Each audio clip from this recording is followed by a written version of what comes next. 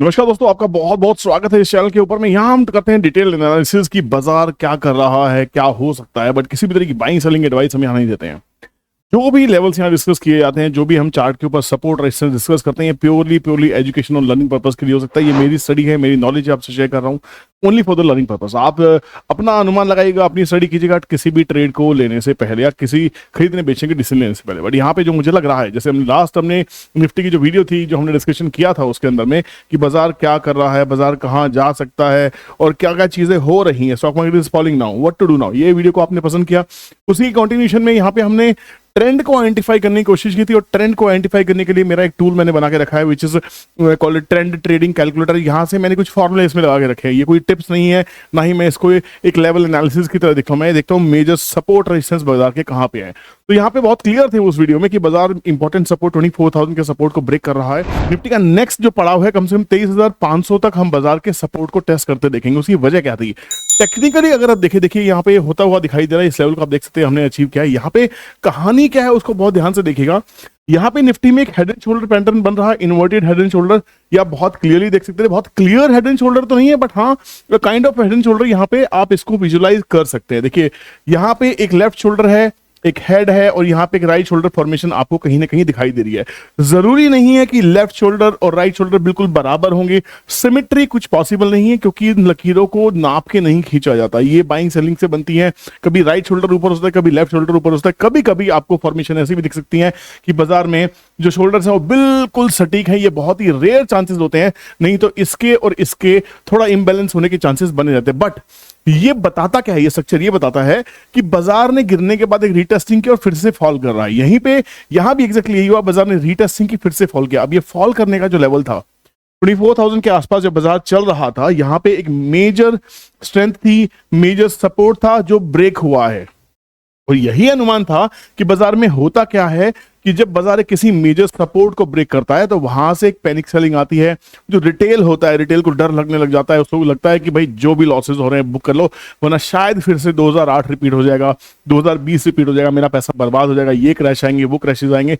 But आपको डरना नहीं होता है, आपको सीखना होता है। जब बाजार को सीखने लगेंगे, बाजार से बातें करने लगेंगे, तो आपका कॉन्फिडेंस और दर बदर बढ़ता जाएगा। आप देखिए 2008 के क्रैशेस के बाद मार्केट क्या नया हाई नहीं लगा, है ना। 2020 के क्रैश के बाद क्या मार्केट में नया हाई नहीं लगा।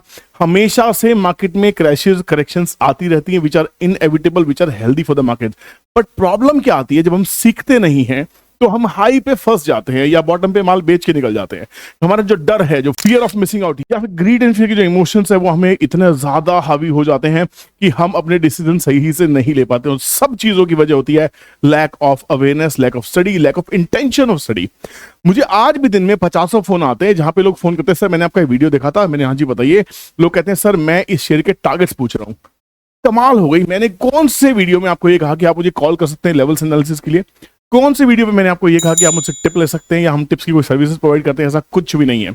हम इसके बिल्कुल अगेंस्ट है। अभी हम सेबी रजिस्टर्ड नहीं है, रिसर्च एनालिस्ट भी नहीं है सेबी रजिस्टर्ड। अगर हम सेबी रजिस्टर्ड रिसर्च एनालिस्ट हो जाते हैं, इन्वेस्टमेंट एडवाइजर बन जाते हैं आने वाले टाइम में, फिर भी हम सेबी को अच्छे से स्टडी करेंगे। सेबी कहेगी कि टिप्स दी जा सकती हैं और इस फॉर्म में दी जा सकती है, कॉम्प्लायंस मेंटेन करना पड़ेगा, हम उसको फॉलो करेंगे, वहां देंगे। अभी हम ऐसा कुछ नहीं कर सकते, ना ही हमारे ऐसे कोई प्लान है। यहां पे बाजार ने एक सबसे इंपॉर्टेंट चीज, अगर आप देखेंगे थंबनेल में आपने देखा होगा, 200 डेली मूविंग एवरेज को बाजार टच कर रहा है। ये लाइन आप जो देख रहे हैं, this is 200 daily moving average. 200 दिन की मूविंग एवरेज है क्या, आपको ये समझना चाहिए। 200 दिन का मतलब है अगर 350 दिन बाजार में होते हैं और एक महीने में औसतन 8 सैटरडे संडे हो जाते हैं, सोच के देखिए, तो 12 से मल्टीप्लाई कीजिए, ये कितने हो गए? 96 डेज, करेक्ट। फिर गसेट हॉलीडेज है, ये है वो है, बहुत सारी हॉलीडेज मिला के कहीं ना कहीं 100 से ऊपर छुट्टियां बाजार में हो जाती हैं। तो हम बचते हैं कहीं ना कहीं 250 दिन के आसपास। मार्केट चलता है 5 डेज के लिए, आपको मालूम है। और ये पूरा पूरा जो 200 दिन की मूविंग एवरेज है, कहीं ना कहीं एक ईयरली मूविंग एवरेज आप इसको मान सकते हैं कि पूरे साल का एक मेजर सपोर्ट कहां है। अब इसको रीड कैसे किया जाए? रीड करने का तरीका क्या है? मूविंग एवरेज अभी भी बढ़ रही है। प्राइस जब मूविंग एवरेज को छोड़ के बहुत दूर चला जाता है तो प्राइस और मूविंग एवरेज करेक्ट होने के लिए आते ही आते हैं, ये इसे कहते हैं हम करेक्शन। असली खेल होता क्या है, जब 200 दिन की मूविंग एवरेज के पास मार्केट आती है तो यहां पे हो सकता है फिर से बायर मिले। बट अगर आज की कैंडल को देखा जाए तो आज की कैंडल के अंदर हमें बाइंग प्रेशर अभी भी नहीं दिखाई दे रहा है। प्राइस ने मूविंग एवरेज के नीचे की क्लोजिंग दी है विच इज नेगेटिव। अब यहां पे क्या होगा, यहां पे सारे स्टॉप लॉसेस कट हो जाएंगे, यहां पे पैनिक सेलिंग होगी, यहां पे जो रिटेलर्स हैं जिनको बाजार की कोई समझ नहीं है वो यहां से निकलेंगे। असली प्रोफेशनल्स क्या करने वाले हैं, वो इसकी क्या वेट करने वाले हैं कि अगर प्राइसेस के नीचे करेक्ट करता भी है, अगर प्राइसेस के नीचे और जाता है तो वो इसके पुलबैक का वेट करेंगे। पुलबैक के ऊपर में जब प्राइस का क्रॉसओवर हो जाएगा मूविंग एवरेज से, वो वापस से बाजार यहां से लोअर हाई फॉर्मेशन बना के चलेगा। हम यहां पे तब कहेंगे कि अब मंदी की डेफिनेट शुरुआत हो गई है। बट कोई भी चीज परमानेंट नहीं होती है, this is all temporary phase. मंदी भी स्थायी रहती है, तेजी भी स्थायी रहती है, आपको बाजार से निकलना आना चाहिए। यही सब सिखाने के लिए हमारी वेल्थ क्रिएशन मास्टर क्लास होती है, जहां पे हमारा पूरा फोकस स्टॉक सिलेक्शन पे होता है, ट्रेंड आइडेंटिफिकेशन पे होता है। हम 2 दिन लगाते हैं ये समझने के लिए, बहुत सा एग्जांपल्स हम लोग लेते हैं कि कौन से स्टॉक में क्यों निवेश करना है, कब घुसना है, कब एंटर करना है, कौन से मेजर सपोर्ट से कैसे फाइंड आउट किया जाए, कब एग्जिट किया जाए। सबसे बड़ी प्रॉब्लम है एंट्री और एग्जिट की।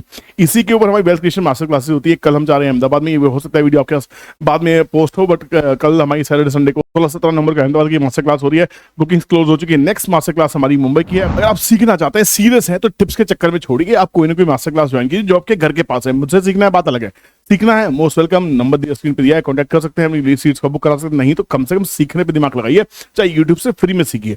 अब यहां पे खेल सारा का सारा ये है, मैं यहां पे क्या करने वाले, मेरी स्ट्रैटेजी क्या रहने वाली है।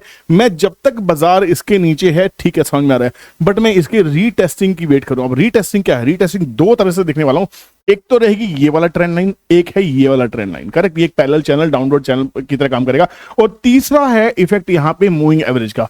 अब मूविंग एवरेज बढ़ती हुई तो नजर आएगी नहीं, अगर बाजार में वीकनेस है तो यहां पे क्या होगा, मूविंग एवरेज भी हल्की सी स्लांट होनी शुरू हो जाएगी। और जिस दिन मूविंग एवरेज डाउनवर्ड होने लगी और प्राइस इसके नीचे गया, रीटेस्ट करके फिर यहां से डाउनफॉल आएगा। बट कहां पे एक अलर्ट की बहुत बड़ी जरूरत है, आरएसआई 30 के ऊपर में है, जो इसका एक मेजर सपोर्ट जोन बन जाता है। जोन, अब जोन क्या है, जोन है आरएसआई 30 से लेके आरएसआई 20 से लेके 10 तक का, ये पूरा जोन है। हो सकता है प्राइस एक बार मूविंग एवरेज 200 डीएमए के नीचे चले, हो सकता है, पर यहां पे असली खेल क्या होगा, जब आरएसआई 20 और 16 के बीच में हो सकता है 15-16 के आसपास आरएसआई हो, यहां से बहुत शार्प शूटिंग रिकवरी देखने को मिल सकती है। तो अगर बाजार डाउन है भी तो मैं यहां पे एक रीटेस्ट की वेट करने की कोशिश करूंगा। This is my plan. अब आपको आपका प्लान करना है। 23,500 में एक्सपेक्ट कर रहा था, 23,500 यहां पे आता हुआ दिखाई देगा। पूरा दारोमदार 23,500 के ऊपर में है, क्योंकि इसके ऊपर में जो मेरा टूल है जिससे मैं ये आइडेंटिफाई कर रहा हूं कि ट्रेंड कहां तक जा सकता है, ये कोई लेवल नहीं है, कोई बाइंग सेलिंग एडवाइस नहीं है। मुझे लगता है कि मेजर सपोर्ट एरिया 23,400, 23,250 और फिर राउंडिंग फिगर 23,100 के आसपास में। तो मोटा मोटा ये जोन रहेगा जहां पे आरएसआई 20 और 10 के बीच में कहीं ना कहीं डेली चार्ट पे होती हुई दिखाई दे सकती है।